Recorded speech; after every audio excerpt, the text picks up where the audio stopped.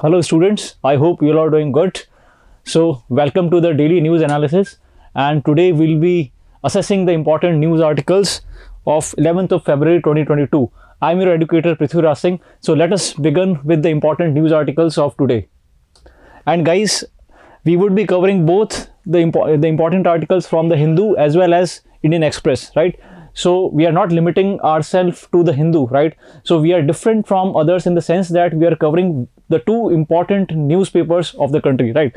So I have included some important news from Indian Express also. So let us begin with the important article. Russia is reminding the America the world is no longer unipolar. All right, guys. So as you can see on the screen that the former ambassador to Russia has said that, the legitimate security interests of all the sides has to be respected, and India also has interest in Ukraine. You all know, guys, that Russia and America are at loggerheads on the Ukrainian issue, right? Because it is being alleged that America is expanding the NATO, right? The military alliance NATO, correct, towards east, right? And it is going closer to Russia, correct? And it wants the Ukraine to be included into NATO, correct? Now, therefore, Russia has, as you would be knowing, that Russia has posted its, military across the Ukrainian border, and India has to strike a balance, right? India has to walk a tightrope. Why? Because India is these days, in these years, past few years, has been inclined towards America, correct? And at the same time, we also share very good relation with Russia, right? Because a lot of military deals, procurement come from Russia. So Russia is our topmost military, provider, military equipments provider, correct? So therefore, we have to walk a tightrope, and we have to, respect the security interest of all the sides. Now, we know that in Ukrainian crisis, there has been an intervention of the president of France, Emmanuel Macron, and he has said that the Normandy format talks, which was which was started in the year 2014 to actually resolve the war in Donbass, right? I'll explain you what is Donbass. And so Normandy format, Normandy, guys, is a place, in France, and it was very much famous in the Second World War. And because of this reason, the same format of talks are being desired by the countries like France, Germany, Russia, and Ukraine, right? So they are starting Normandy kind of talks, right? Normandy format talks, which started in the 2014 to resolve the issue, right? Because there was a war in the Donbass, which is the eastern region of Ukraine, and which has the rebels who are being supported by the Russia, right? So there are pro-Russian rebels in the western side of Ukraine, and they are fighting against the Ukrainian government, correct? And it's being alleged that the Russia is supplying arms and ammunition to the rebels at Donbass. And because in order to resolve this civil war, Normandy format talks were being proposed, right? To have a Moscow and Kyiv is the capital of Ukraine, dialogue based on Minsk Protocol Accords of 2014-15, right? Which in theory, both the Moscow, Russia, as well as Ukraine accepted, right? We'll understand what are Minsk protocols in the coming slides. Guys, there was a very important article few days back, probably on possibly on 2nd or 3rd of February, on Ukrainian crisis, a very beautiful article, which has mentioned, explained the crisis, very elucidately. Guys, this is Ukraine, right? And the southern portion of, and Ukraine, mind you, is a very big country, right? In terms of area, it is very large, right? It is almost 3 times Rajasthan, right? Very big area, and one of the most populous states of, populous countries of Europe. Now, it was definitely a erstwhile satellite of Russia, erstwhile Soviet, right? And therefore, Soviet don't want to lose Ukraine, never wanted to lose Ukraine, right? But because of the fall of the communist form of government in the year 1991, right, where the 14 satellite states of Soviet were being disintegrated, right? But it's like one of the presidents, former presidents of Russia, said that, you know, losing Ukraine is like cutting off its head. I repeat, losing Ukraine is like cutting off the head. So such was the prominent place of Ukraine in Russia, right? Now the western part of Ukraine is being, you know, influenced by the, is actually pro-Russia. Pro-Russia means they want that the Ukraine be merged into the Russia, right? And the people living, and this area is called as Donbass. I'm mentioning here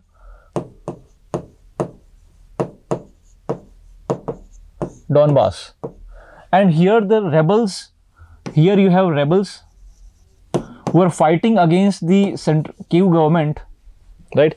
They're fighting against the Kyiv government because, right, because Kyiv government is pro-Western, right?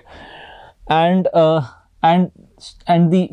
eastern part, you know, Donbass, have rebels who are pro-Russia, right? So it's being alleged that Russia would be supplying the arms and ammunitions to the rebels in Donbass, and it has been doing so for almost a decade, right? And because the NATO is trying to expand towards the east, right?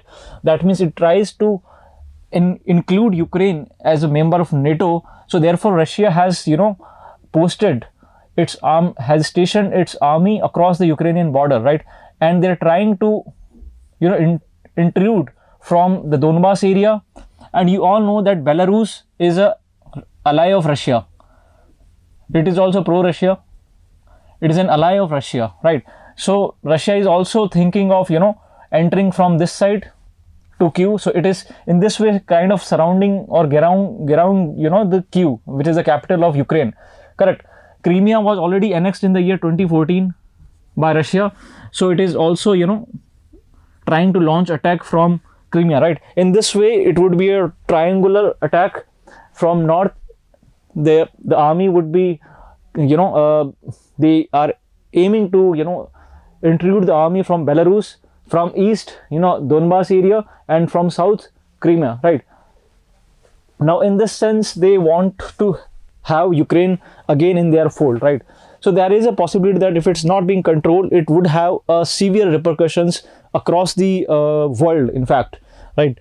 Now, let us see how the French president is actually, you know, negotiating between Ukraine and Russia. Now, India has, you know, vested interest in Ukraine, guys. There are many medical colleges where Indian students are studying, right? MBBS. So almost more than there is a data which says that around more than 20 to 30,000 students of Indian students are, you know, are studying there. If there is a crisis there, then they have to be, you know, called back, right? Now, India could play a role in solving the crisis, and at the same time, India has called for peace, you know, as Turkey's President Erdogan has said, and India largely is aligned with Russia by recognizing legitimate security concerns of all sides, right? Now, they want, India along with Turkey and France, want that the Minsk Agreement, also called as Minsk Accords, has to be, you know, abided, right? Now, guys, Minsk Accords were the negotiation, right, which sought to end the civil war in Donbass region. As I mentioned, the eastern region of Ukraine, which has pro-Russian rebels. So it aimed to end the war in Donbass region of Ukraine, and it was a trilateral negotiation where Russian Federation was included, then you know, Organization for Security and Cooperation in Europe, OSCE, which is an international NGO, right? It talks about human right violations, any human right abuse, abuses, etc. So it has Russian Federation, Ukraine, Russian Federation, OSCE, right? And with mediation by the leaders of France and Germany, right? In the Normandy format, right? So the talks are in the Normandy format, and the first Minsk talks or Minsk Accords took place in the year 2014, right? Its provisions included prisoner exchanges, deliveries of humanitarian aid, and the withdrawal of heavy weapons, right? So it talked about the exchanges of prisoners, delivery of humanitarian aid, and the withdrawal of heavy weapons. Correct, guys? Minsk 2 was started in the next year because Minsk 1. See, Minsk, students, is a place, right? It's a place, and is the name of a place. And Minsk 2 started in the 2015 because Minsk 1 failed, right? But it also failed, and the Normandy format parties agreed that it would remain the basis in any future resolution of the conflict, right? So although it failed, but still the French President Emmanuel Macron is saying that whatever basis, basis of negotiations for Ukraine would always be Minsk, right? So because it was at least accepted in theory, right? So therefore they are insisting on the Minsk Accords based on Normandy format talks, right? So in this way you can say that French President Macron, is kind of doing the shuttle diplomacy between Russia on one hand and America on the other, right? Shuttle diplomacy, right? I hope it is clear.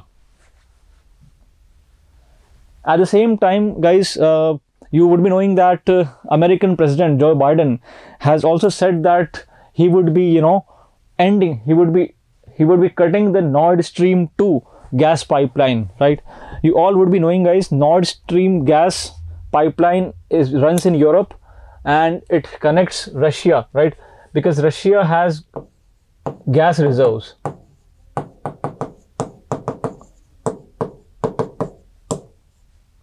Right, huge gas reserves, and it is being supplied from Russian area of Vyborg and Volkhov towards, and it travels into the Baltic Sea,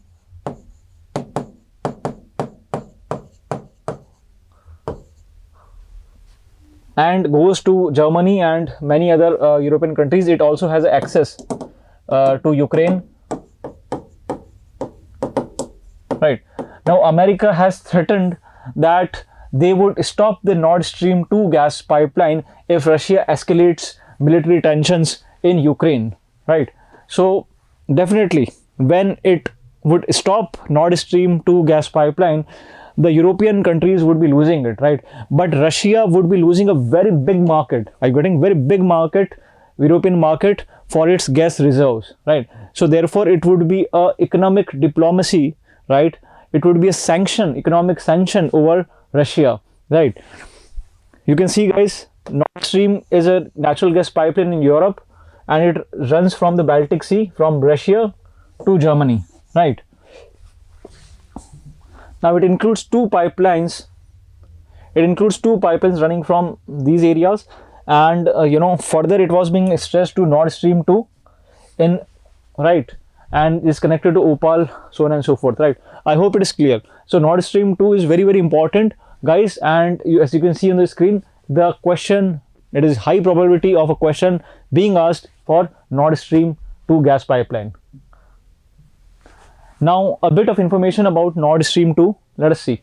So it is a 1,200 kilometer gas pipeline connecting Ust-Luga in Russia to Greifswald in Germany, right? So it would be connecting Ust-Luga with Greifswald in Germany through the Baltic Sea, right? So very important. They may ask you that Nord Stream gas pipeline runs through which of the ocean passages. So it is Baltic Sea.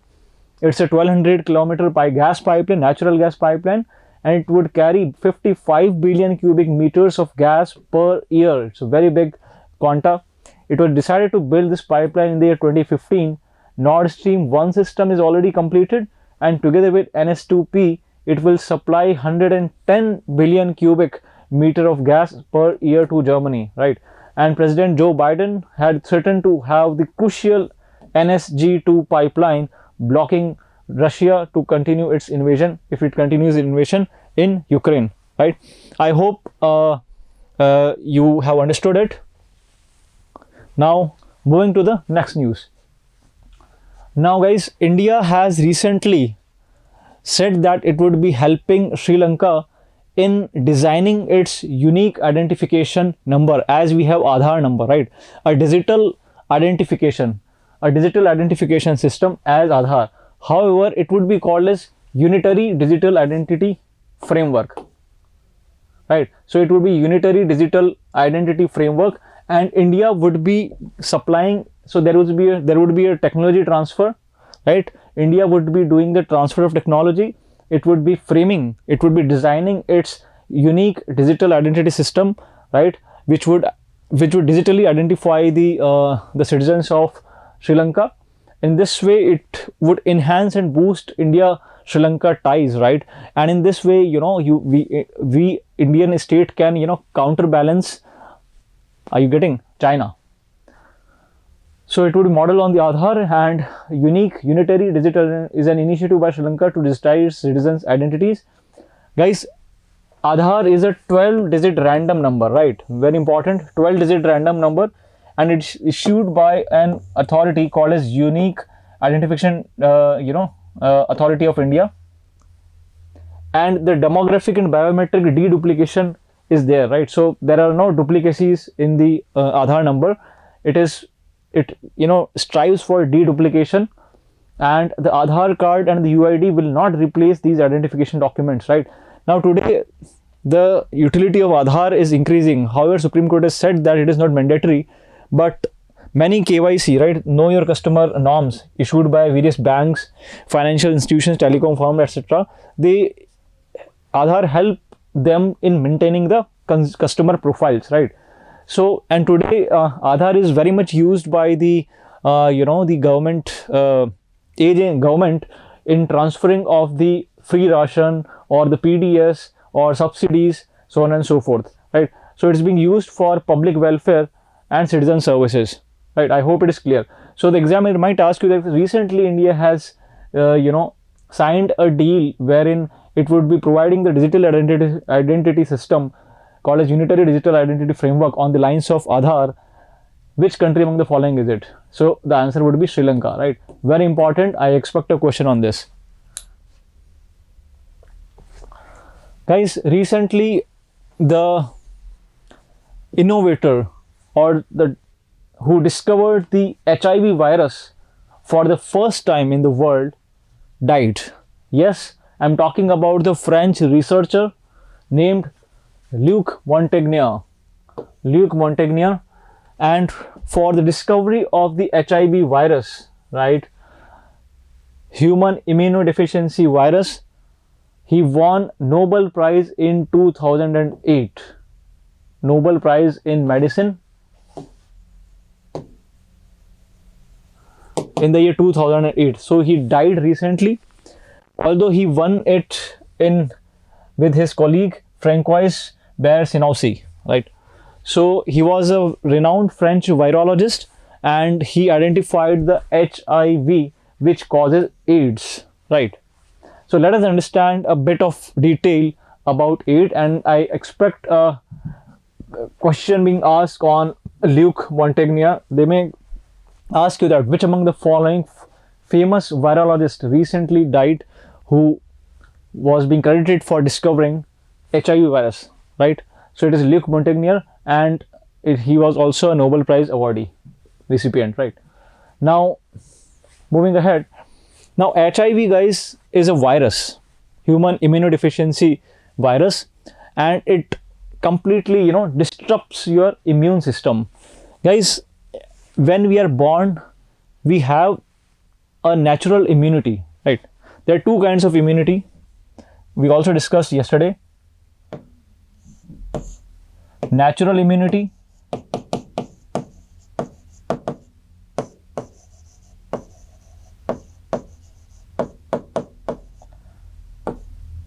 and acquired immunity.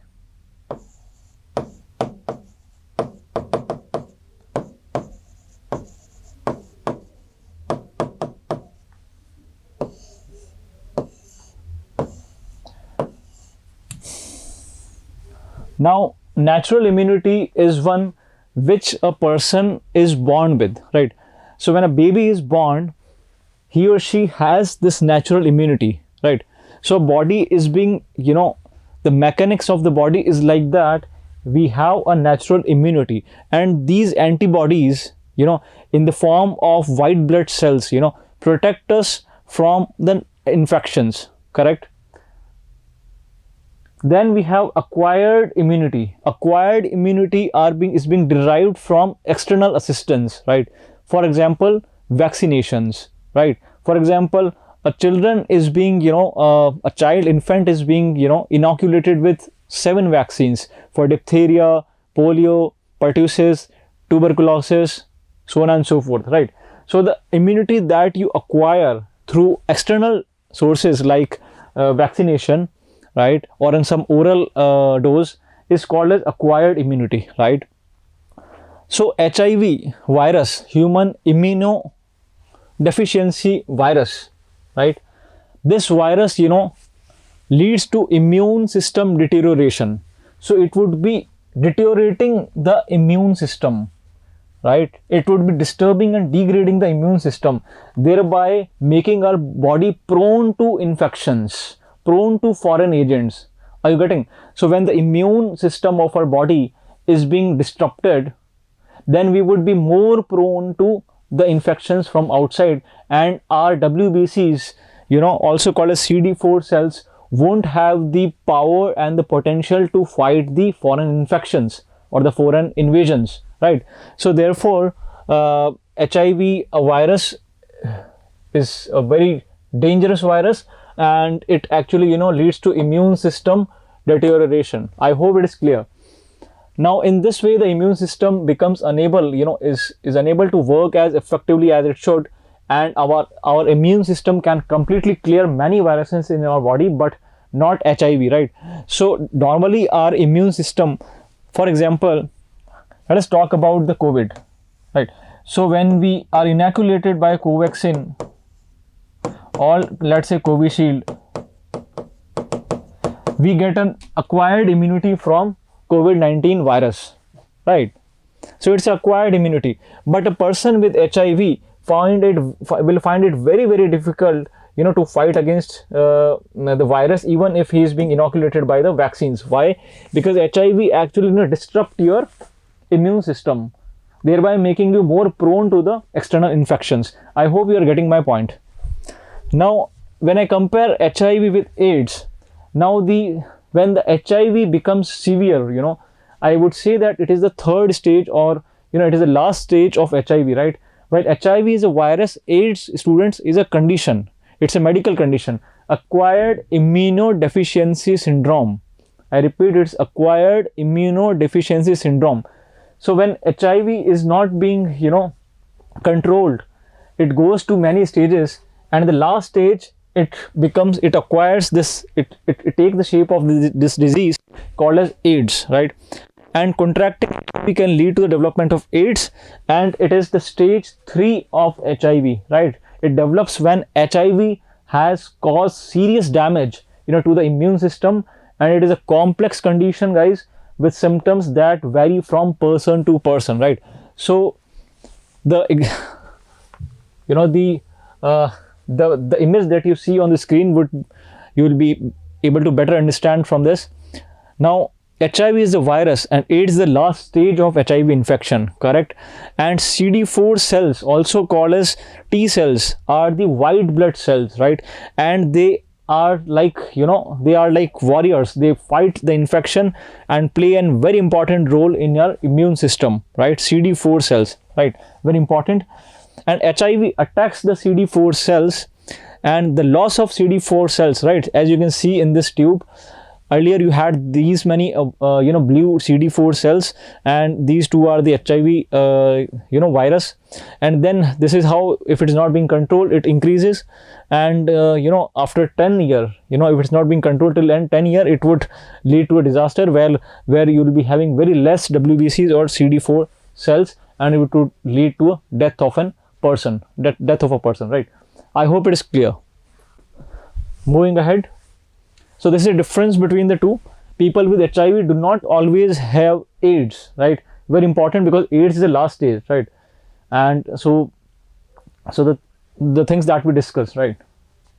I hope it is clear. Now,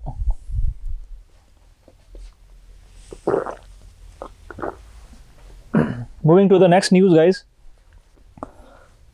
Recently, because of the Ukrainian crisis, America has also threatened to block Russia from SWIFT, right?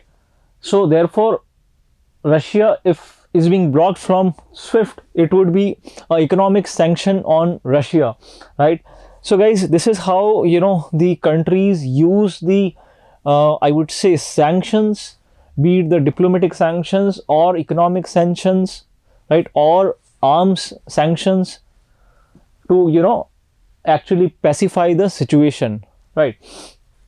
Now America could exclude Russia from SWIFT. Guys, SWIFT is a society for worldwide interbank. So it is a society for worldwide interbank financial telecommunication. So all the telecommunication which takes place between various banks, right, is being managed and it's being, you know, monitored by SWIFT, right? So SWIFT is a worldwide interbank financial telecommunication. So any communication taking place between the banks, right, or I can say interbank communication, right, is called as you know, SWIFT. So SWIFT is a messaging network used by banks and financial institutions globally for quick and faultless exchange of information, right? So all the, because see, the financial information is very sensitive, right?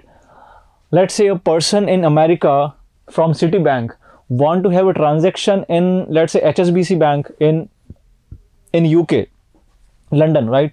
So he would, so the HSBC Bank would be generating a SWIFT code to him, right? So he have to mention the account number and the SWIFT code, right? So Society for Worldwide Interbank Financial Telecommunication, and the moment he would, you know, enter the SWIFT code, the transaction would be, the message would go to the recipient bank, and in this way the financial transactions could be secured, right? So it helps in quick and faultless, right? So there are no more errors and fault exchange of information, right? Now it is being headquartered at Belgium, and it connects more than 11,000 banks and security organizations over 200 countries, right? So it went live in the year, although it was being first used in 1973, went live in the year 1977, right? Now SWIFT had replaced the much slower and far less dynamic telecommunication system, financial telecommunication system called telex, right? So prior to SWIFT, the financial telecommunication system that we were using, I mean the world was using, was telex, right? So SWIFT, as I said, is quicker and it is more accurate, right? And it has replaced telex, right? So they may ask you about the abbreviation of SWIFT, right? As you can see on the screen. Now guys, each participant bank on the platform is assigned a unique 8-digit, right? So the second statement may also be how many digits are there in the SWIFT code. So it is 8-digit code, right? Or a bank identification code, BIC, right? Now let's say a person in New York in Citibank, as in my example, wants to transfer money to HSBC Bank in London. The payee would have to submit to his bank the London-based beneficiary's account number, right? So the account number definitely would be required, plus the 8-digit SWIFT code would be required, right, of the HSBC Bank, right? And the Citibank would then send a SWIFT message to HSBC, right? And once that is received and approved, the money would be credited to the required amount, right?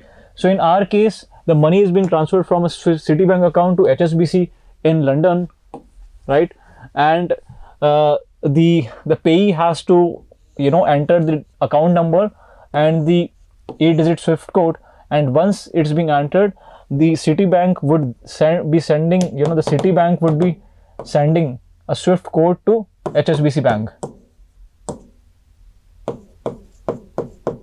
SWIFT code, and in this way it would be approved and the money would be henceforth credited, right? I hope you're getting my point. SWIFT is merely a platform that sends message and does not hold any security or money, right? It does not hold any security or money. It facilitates the standardized and reliable communication to facilitate the transaction. Correct. Now, recently we have already discussed that America has also threatened that it would be, and it would be actually blocking the Nord Stream gas 2 pipeline if Russia do not, mitigate the crisis that is taking place. And we have discussed this already. So I hope you're clear with SWIFT, right?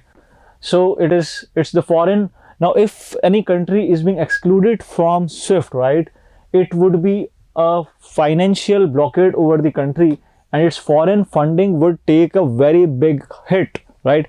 Because people would not be able to transact money into that particular country who is being excluded from SWIFT, right? So the foreign funding would take a very big hit, right? And it would be detrimental to the interest of the investors, right? So it is kind of economic sanction over Russia if America, goes ahead with this. This is particularly troublesome when institutional investors are constantly seeking new markets, right? Institutional investors who invest in the security markets, foreign institutional investors, FIIs, right? And if Russia wants to develop an alternative system or alternate system, it would be very expensive, at the same time consuming. Correct. So I hope we are clear with this news article. Let us move to next article. American inflation. Guys, in USA, post the COVID crisis, the inflation is being rising, and there are many factors for the rise in inflation. The first and foremost is definitely the fiscal stimulus given by the American government. So American government is pumping money in the economy so that it creates, so that the growth opportunities are created, and when the growth is created, right? I'll just explain you by an example.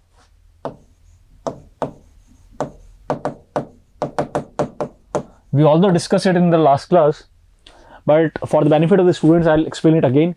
Now, inflation, guys, is a general increase in the level of prices. Correct. Now, when the income levels are high,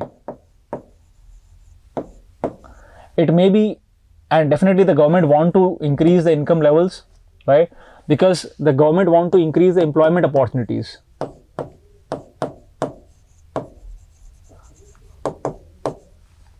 When the employment opportunities increase, the income levels increase, and it in turn leads to growth of the economy. Correct. Now, the increased income levels, when you have more money in your pocket, your demands would, your demands would increase. Fair enough. When the demands would increase, and if the supply is constant, see, when the demands has increased, that means you have more money to pay, right? And every person has money, right? Good amount of money or sufficient money, but the supply is constant, or there is a constant supply, right? Supply is not matching the demand, supply not matching the increased demand.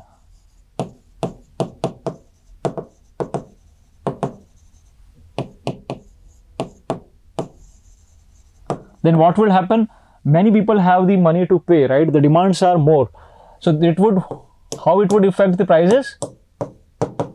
By when you have more money with you, your demands are more, and the supply is limited in the market. That means many people are, people are actually, have the capacity to pay whatever amount, for the limited supply, because the supply is not matching the demands, right? Because the economy is not performing well, right? The prices would increase. And this general increase in the level of prices is called as inflation, right?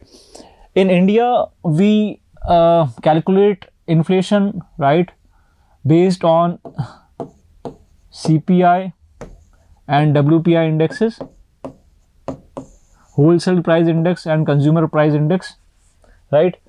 And so the objective of the government, guys, is to increase the employment opportunities, and this would increase the income, right?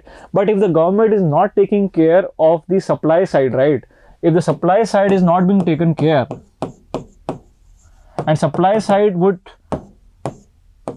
be good, you know, only when the economy is doing good, right, it would lead to inflation, right? And this is called as inflation, right? Let's say, I'll just explain it by an example.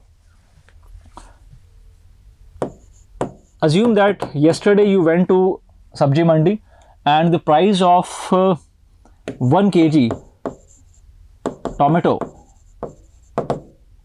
was, let's say, 30 rupees. Today, when you went again, the price for the same commodity, 1 kg tomato, has increased by 5 rupees, right? So what is the impact on the value of the money, right? Has it upgraded or degraded? Definitely, certainly the value of the money has degraded, because here 1 rupee, in 1 rupee a person was able to get, you know, 1/38 kg of tomato, and today in 1 rupee a person is able to get 1/35 kg, 35th kg of tomato, right? So which is less? Definitely, when the denominator is more, it is less, right? So in this sense, the value of the money degrades. The value of money degrades in inflation, right? Now there are many things why you know, the employment increases or the income increases. Possibly the borrowing rate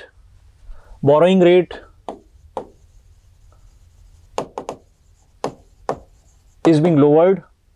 Let's say central bank, the money which is being lent by the central bank to various banks, right?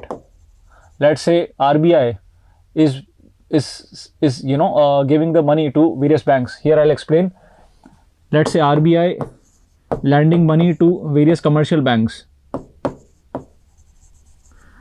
right? Right, in lieu of, let's say, government securities.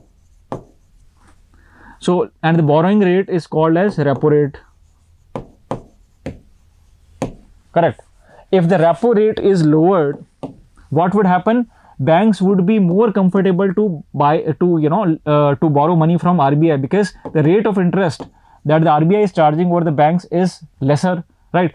So they would be more keen on borrowing the money from RBI. I hope you are getting my point, right?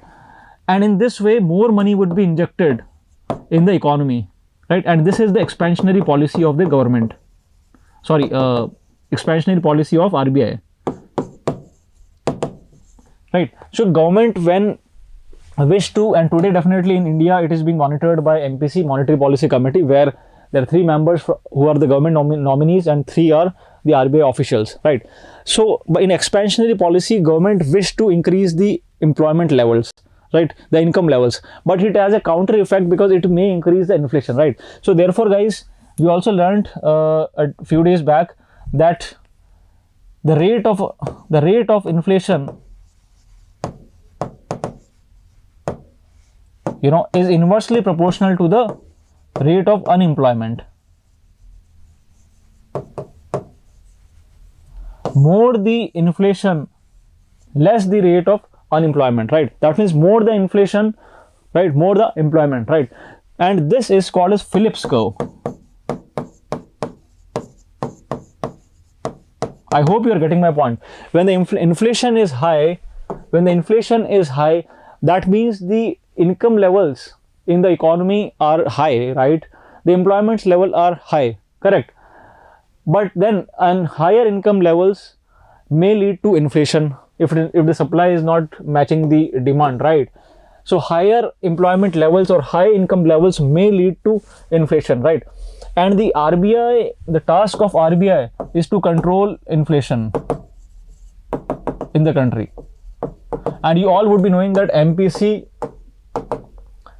the range of inflation is 4% plus minus 2%, right? So the the upper limit, tolerance limit is 6% and the lower tolerance limit is 2%, right? So RBI makes sure that the inflation is in a controllable range, whereas government is actually increasing over the employment opportunity. So there is a trade-off, right? And this trade-off is called as Phillips curve. A good amount of inflation, guys, is always good for economy, right? Because it leads to increased level of income, right? But a very high inflation, right, it's a detrimental to economy, right? Because there is a huge increase in the prices, right? So this is what many countries in the world did, to actually balance the economy in times of pandemic, correct? In India also, guys, we can see that the wholesale price index inflation, WPI inflation is shooting more than is shooting about 10, right? So it is a 2-digit WPI inflation, right? And the CPI inflation is also around 5 to 6%, right? So WPI inflation, we are not good at these numbers. CPI, however, it is in controllable range, right? So I hope it is clear and you got the idea. You can check the screen, right? And you can revise and understand the topic, right? Now moving back to our the slides. Inflation in America has jumped 7.5%, and mind you, it is more than India's inflation. And why? Because the Federal Reserve, and because of this, the Federal Reserve has decided to begin raising the borrowing rates, right? So when I said that when the RBI would increase its repo rate or the borrowing rate, right? So the banks would be discouraged to borrow from the RBI. When the banks would be discouraged to borrow from the RBI, the money supply in the economy would fall, and it is contractionary monetary policy, right?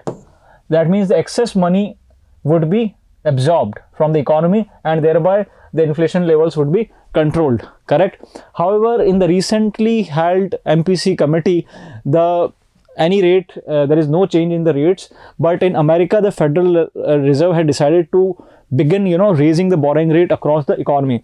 I hope you have got my point, right? So this article talks about the same. Wages are rising at the faster pace in at least 20 years, right? So see the trend, right? The last year in India, October 2021, the inflation is 4.48%, whereas in America, October 2021, it is 6.2%. So in America, there is higher inflation. Now, American inflation and its impact on India. Very important, guys, because India imports a lot of commodities from America. And if there is higher inflation in America, right, India would also be importing the inflation in our country, right? Because the cost of the raw materials and the other imported goods, right? The cost of the raw materials and the imported goods will become higher. So in this sense, when inflation is higher in America, India may also import the inflation, here in our country, right?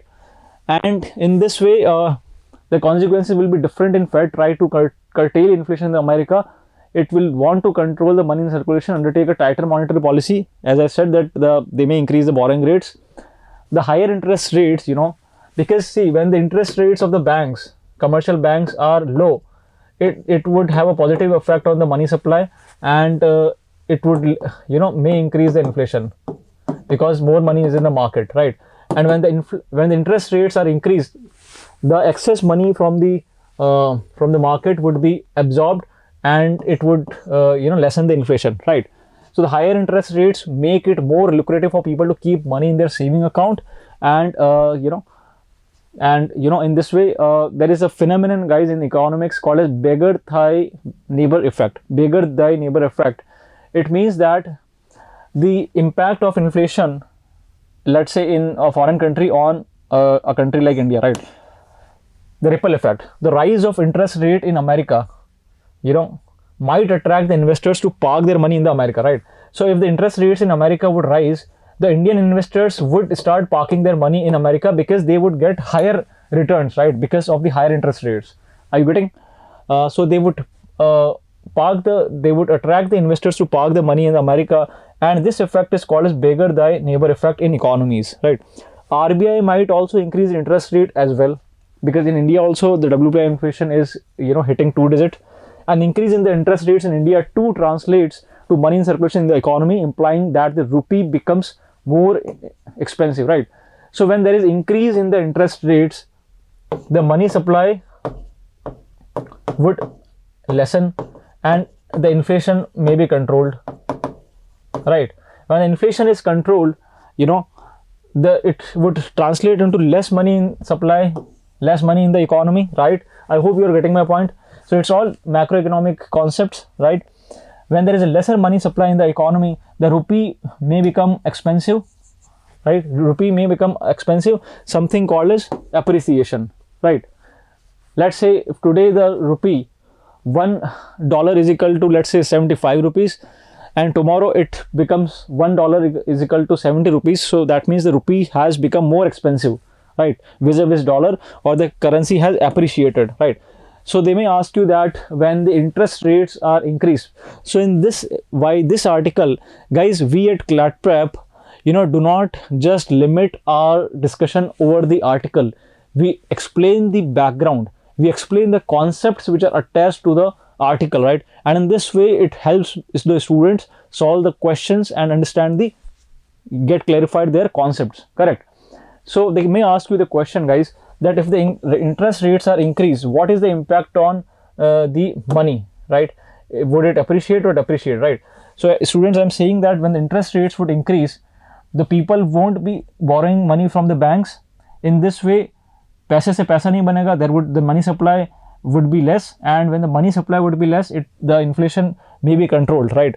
And in this way, when the money supply is less and the inflation is controlled, right, the rupee would become more expensive, are you getting, vis-a-vis the foreign currency, and the currency would appreciate, right? So a higher interest rates would lead to appreciation, right?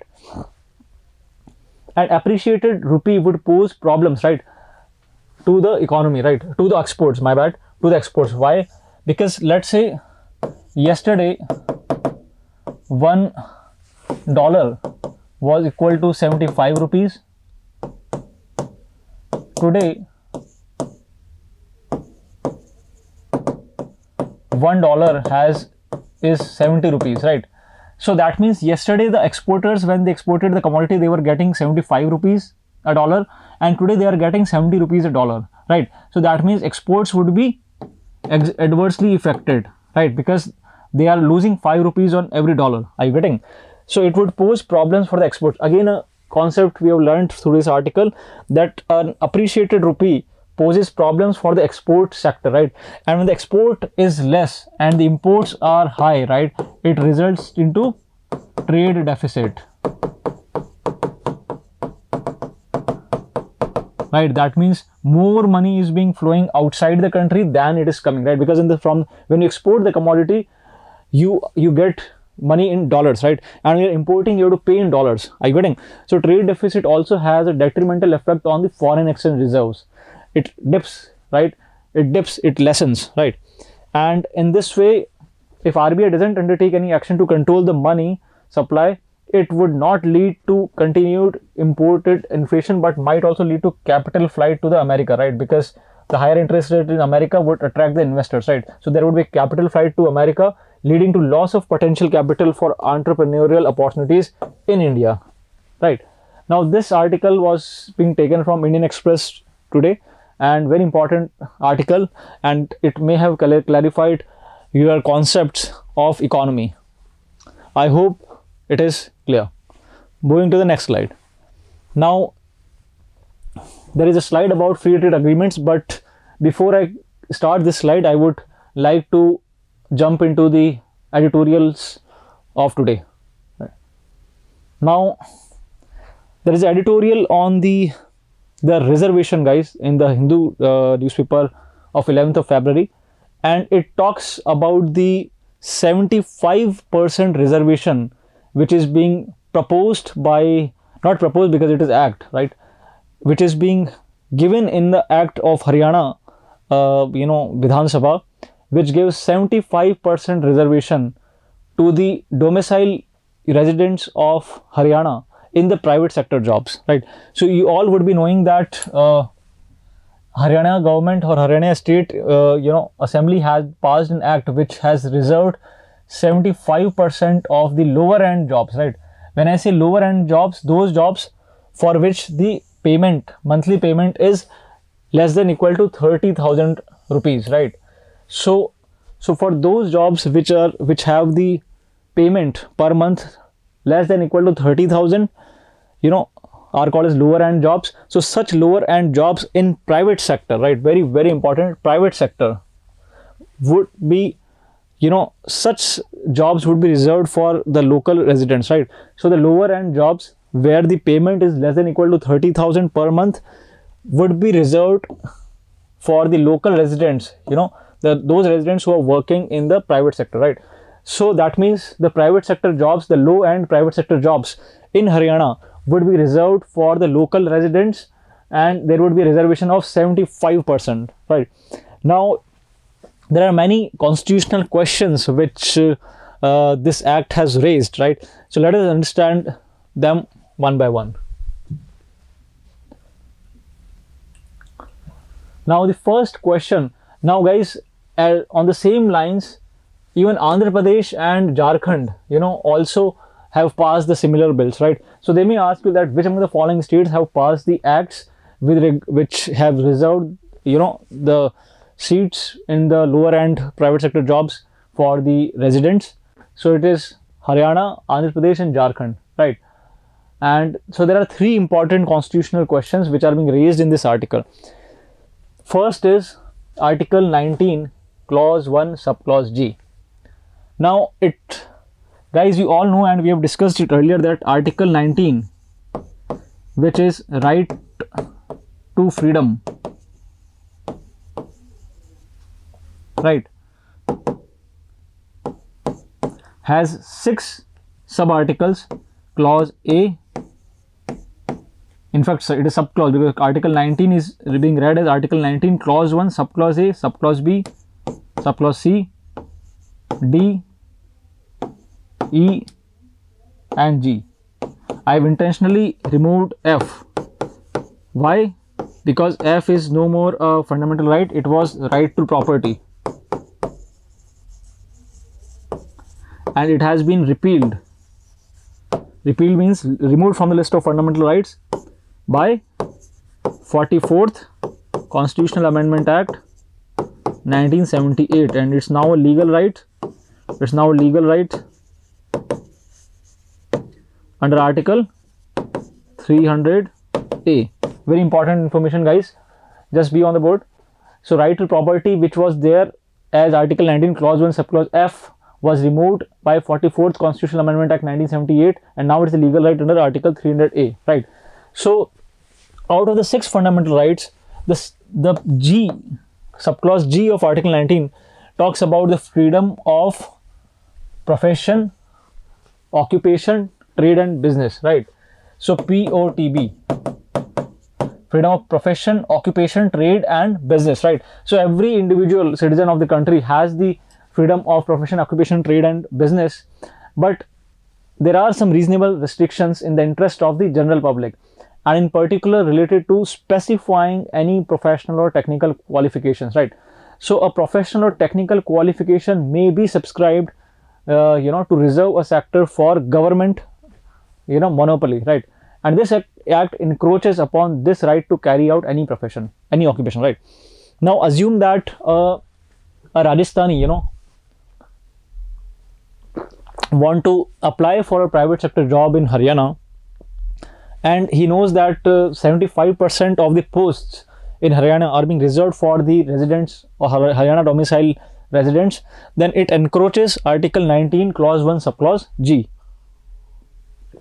right? Because Article 19, Clause 1, Subclause G says that every individual has the right to carry any profession, occupation, trade or business, right? I hope it is clear. Moving to the next slide. Also, guys, in the year 2002, there was a famous case, TMA Pai, right? Manipal University, you would be knowing, the founder of the same TMA Pai foundation case, where Supreme Court clearly said that the private educational institutions have autonomy in their administration and management, right? In 2005, very important case, PA Imamdar, right? In PA Imamdar case, it was said that reservation cannot be mandated on educational institutions that do not receive financial aid from the state, right? So those institutions which do not receive the financial aid from the state, for them the reservation, cannot be mandated, right? As it would affect the freedom of occupation, right? So it was said in PA Imamdar case that and see, mind you, all these are been talking about the educational institutions, right?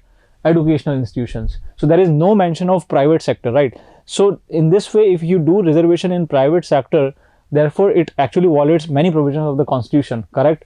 So because the provisions are for the educational sector and not private sector enterprise or a multinational company, correct? So PA Imamdar case, Supreme Court said that the reservation cannot be mandated in educational institutions which do not receive any financial aid from the state, right? In 2005, the constitution was amended by 93rd Constitutional Amendment Act 2005, right? And here it has allowed the government to do or to give reservation, in private educational institution. So it reversed its judgment of PA Imamdar, and it said that in the private educational institutions, the reservation, may be given, and this was through 93rd Constitutional Amendment Act 2005 for the SEBC classes and SC/ST, right? Note that this amendment applies to admissions in private educational institutions, guys, and not the jobs in the private sector, correct? So this article explores that the reservation which has been given is for the private educational institutions and not private sector jobs, right? So this is the first thing that the article says is under question, that is Article 19, Clause 1, Subclause G, the right to freedom of profession, occupation, trade and business. Now the second thing that is under question is the domicile or residence criteria, right? And it says that the domicile or the residence criteria may be unconstitutional, correct? It says that Article 16, which talks about the equality of opportunity for all citizens, for all citizens in public employment, right? So it talks about equality of opportunity for all citizens in public employment, and it prohibits discrimination on several grounds, including place of birth and residence. So clearly you cannot, because although Article 16, there was a amendment, first constitutional amendment 1951, wherein the seats are being reserved into various education institutions, and there is also a reservation in promotions. But at the same time, it prohibits discrimination on several grounds, including place of birth and residence, right? So when you give reservation based on the domicile or place of birth or residence, then it clearly violates Article 16, right? As you can see. However, it permits Parliament to make law that requires residence within a state for employment to public office, right? So for public office, it can be there, right? But not for the private sector job, right? So this enabling provision is for public employment and not private sector jobs, correct? So I hope it is clear. Now the other important issues, there have been several cases relating to the public employment. For example, the Supreme Court in 2002, which ruled that preference be given to the applicants from a particular region of Rajasthan, right? So with regard to the appointment as government teachers were unconstitutional, right? It also said that reservations can be made for backward classes of citizens, but this cannot be solely on account of residence, right? So guys, the thing is that based on residence or domicile, the reservation cannot take place. If at all it is there, it should be restricted in the public sector jobs and not private sector jobs. So the article is saying that the reservation being given for the private sector job is unconstitutional, right? Correct. Now the third question that it has raised is Indira Sawhney judgment of 1992. You all would be knowing that Indira Sawhney case has put a ceiling of 50% reservation, right? That means the reservation should not exceed 50%.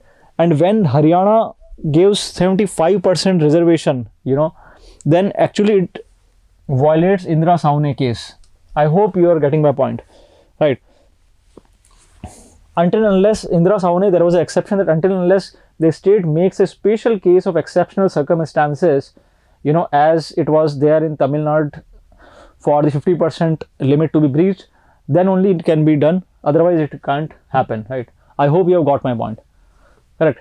Now, recently, even the Rajasthan, Maharashtra, when Maharashtra was giving, the reservation for the Marathis, the Marathas, it was also being struck down by the court. Why? Because of the reason that because of this reason that it actually violates the Indira Sawane judgment, right?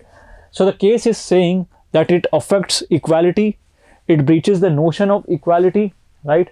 And any reservation requirement imposed on the private sector should not be higher than the limits on the public sector, right? Now, in this way, it would actually, infringe Article 19, freedom of movement, freedom of residence. So people, let's say many people from Rajasthan, wish to go to Bangalore for jobs, Chennai, Pune. If they all start doing the same, it would be detrimental for the economy and also for the interest of the corporate, right? Because of the reservation, the opportunities would become limited. I hope it is clear. Now, so this is all about this. It may have adverse economic implications. There may be increasing cost for companies. There may be serious consequences, right? So on and so forth. Now, as I said, that we at ClatPrep also, explains the important articles from the Indian Express. So there are two prominent newspapers in India, the Hindu and Indian Express. So I found this article from Indian Express, relevant and important. So that's why I'm explaining this today, right? Now, the article, talks about the forest report which has been recently published, right? So it is the forest report, Indian State Forest Report, ISFR 2021. And I have a very strong conviction, guys, that a question may be asked on this report, right? So therefore, be alert and attentive. The ISFR 2021 report, which is a report of the forest cover in India, has said that the total forest and the tree cover in India has, is at present 24%, and it has increased, guys. So that is a good news. The forest cover has increased, right? It has risen by 2,261 square kilometers, right? And at present, the question may be asked that what is the present forest cover and tree cover in India as a percentage of the total geographical area? So it is 24.62%, right? However, it is less than the national forest policy, which has recommended that the forest cover be at least 1/3. That means 33.33%, right? So it's still 10 percentage more to go, right? But the author is trying to say that are the figures which are being given should give you a positive feeling, or there is more hidden in this, right? Hidden aspects which need to be explored, right? As you can see that it has raised questions about the definition of forest and has downplayed the role of plantations, right, in maintaining ecological balance. So it is important to clear the air on the issue, right? So what is the definition of forest, right? Now, India's definition of forest cover is in sync with that of Kyoto Protocol. So the forest cover definition is being given by Kyoto Protocol, Japan, and it says that a forest which has a minimum area of 0.05 to 1 hectare with a tree crown of more than 10 to 30% and with trees having the potential to reach a minimum height of 2 to 5 meters at maturity, would be termed as forest cover, right? So that means the minimum area should be at least 1 hectare, and the forest cover, the crown cover percentage should be 10 to 30%, and the minimum height should be 2 to 5 meters, right? So India is actually satisfying all these criteria. So therefore we are actually complying with the definition of Kyoto Protocol. So so in this way, more than 10% irrespective of the ownership and legal history, right? Such lands may not necessarily be called as a forestry. It also includes orchards, bamboo, palm, etc., right? The assessment of foreign forest cover, guys, is done based on interpretation of satellite data, right? And it says that the satellite data basically identifies umbrella shaped canopies from the sky, and it may confuse you, but it is an actual forest cover, right? So all species that fulfill the above definition of forest cover are included in the assessment, and the accuracy of classification of for forest and non-forest is 95%, so on and so forth, right? Now, so this talks about the how it is being assessed, right? Now the concerns are that and the concerns have been raised on revising data from the previous cycle, the improved quality of data, and whether the plantations are being taken into account, and so on and so forth, right? So it also hints to the Prime Minister dialogue in the year 2021, June 2021, where there was a United Nations high-level dialogue on desertification, where Prime Minister said, right, very important, and here the Prime Minister said that the United Nations high-level dialogue on desertification, because in India, the states of Rajasthan, Gujarat are known for desertification. Desertification is the process where the desert is expanded, right? And here the Prime Minister Modi has said that India is on track to achieve its national commitment to land degradation neutrality, right? And he reiterated that India is working towards 26 million hectares of degraded land by 2030, correct? And in this way, we would be adding additional carbon sink of 2.5 to 3 billion tons, right?